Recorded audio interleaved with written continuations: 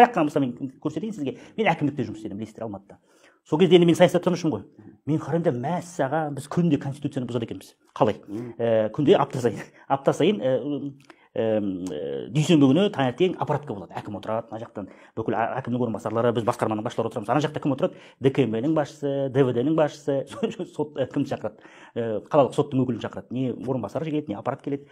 Олар сосын айтады ғой, осындай біз соттасып жатырмыз, не істеп жатырмыз. Әкім отырады да айтады, түсіндің ғой, біз енді жиналмаймыз ғой, мемлекеттік органдар жиналмайды бізде сотта, білесіз ғой. Айтады, давай на контроль бери дегендей.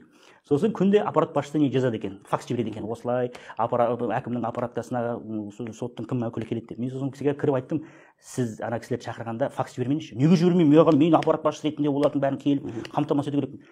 Мен деймін, бұл конституция қайшы? Біз күнде конституцияны бұзамыз.